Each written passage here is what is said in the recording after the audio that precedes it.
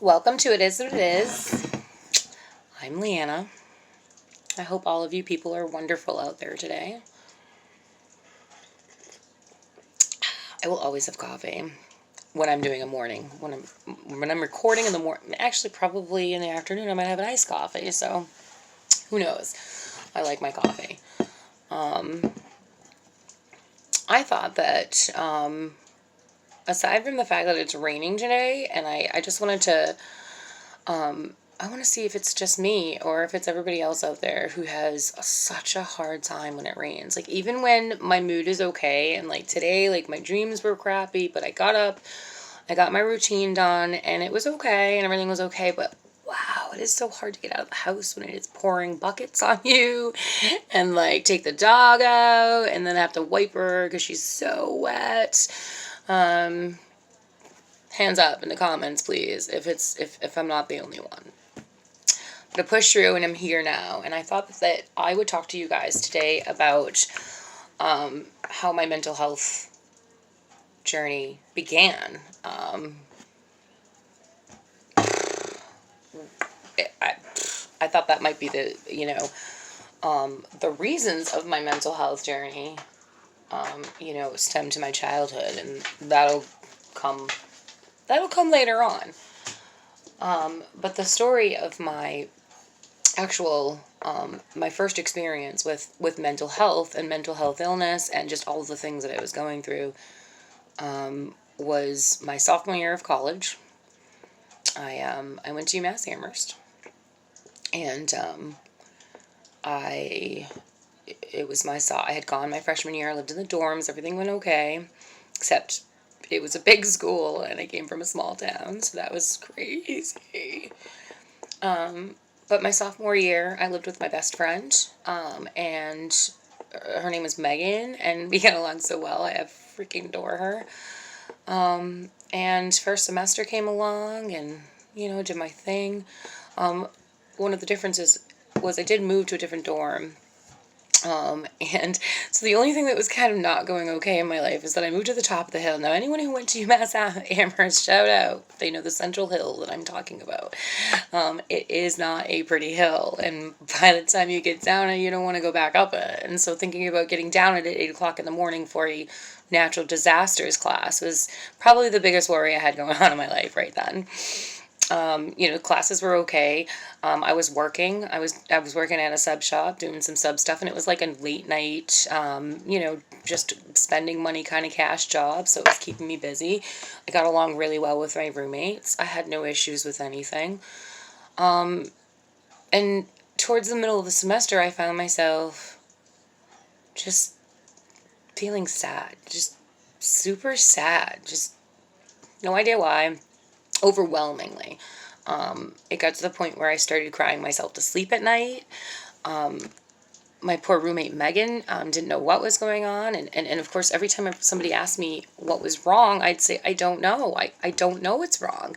I remember having a conversation on the phone with my brother when this started, and I started to express to my parents how sad and unhappy I was, and I was just, and what I didn't realize is that the anxiety was building. I just didn't know what it was. I didn't really have any idea what was going on with me.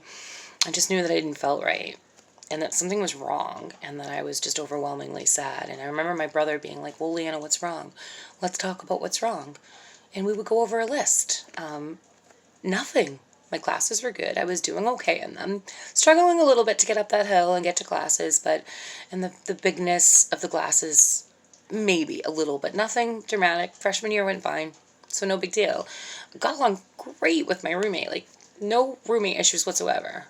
I just had no answers. I really had no answers. So things continued on like that for months. To the point where I decided towards the end of the semester that I couldn't stay. I don't know why. I don't know what was going on in my head.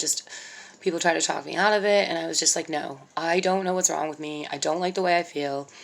I'm going to take a semester off, and I'm going to go home, and I'm going to go to community college for a semester, and then I'm going to see how it goes. And then we'll decide about whether or not I'm going to come back to UMass Amherst. I had just decided I just couldn't do it for whatever reasons. And again, I couldn't explain it to you right now, 25 years later. No idea. But it was his feelings, and it was just overwhelmingly sadness.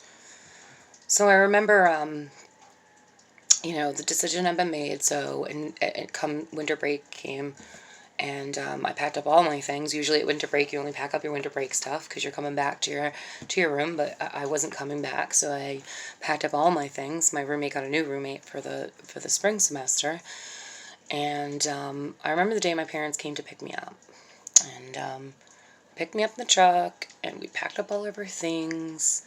I remember, I think my dad, who was always really quiet, but he was like, are you sure this is what you want to do? And I'm like, absolutely, this is, I don't know why, I just need to. I want to come home. I want to come home to my bubble, is what was basically happening to me. So we left all my stuff, and we're driving home, and on the way home, on the drive, we're driving, and my dad's like, so, we just wanted to let you know that, your Uncle Ronnie's in the hospital. And I was like, oh, okay, what happened? What's wrong? And they said, well, we don't really know. It has something to do with his back. He just couldn't walk, and they ended up taking him to the emergency room. Now, for me at that moment, my uncle had back issues. It was not something that was new. It wasn't something that we would immediately think anything, crazy about. My parents didn't seem very concerned. They just were like, oh yeah, he's in the hospital, and maybe when you get home you should go see him. I'm like, of course, absolutely. When I get home, I'm going to go see him. So, I get home, unpack all the things, do the things, da-da-da-da. And I lived down the street from the hospital. So I hopped in my car, and I went down the street to go see my Uncle Ronnie. And when I went up in the hospital, there he was, and my Uncle Terry was with him. And it was just myself and my Uncle Terry and my Uncle Ronnie. Well, while I was there, the doctors came in, and they told my Uncle Ronnie he had cancer, and that he didn't have very long to live. And I don't know why I was in that room, why I'm the one who heard it, and why I was there to experience his response to that, which was, I'm an asshole, I can't die, which was exactly what Uncle Ronnie expected from him. But after everything I had gone through,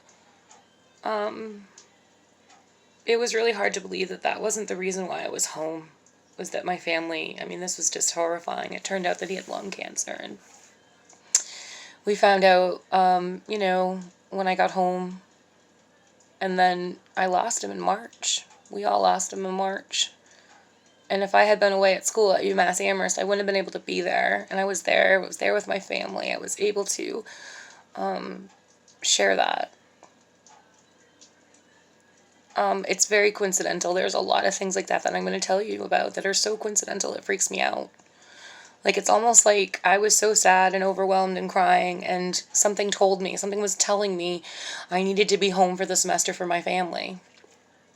And that's how it all started. We lost him in March. And then the real things began for me in my junior year. So this is how my mental health started, with the whole just not knowing what was going on with me. My next video, I will talk about the incident my junior year of college. The incident that pretty much sealed the deal for me and what was to come for the next 20 years. I had no idea at the time. Now I do. And now all I want to do is just be able to express it to other people, tell my story, see if people can relate to my story, see if I can help other people, and also talking about it helps me. It has always helped me in all the things that I've ever done. talking has always been the best thing for me. Again, I expressed to you guys before, it's still really weird to talk to myself, as if I'm talking to you guys, but I do talk to myself a lot. So all I have to do is just pretend like you guys are in front of me. So it's not me I'm looking at, it's you guys. Yeah, it's my peeps. We are important. We are going to heal together.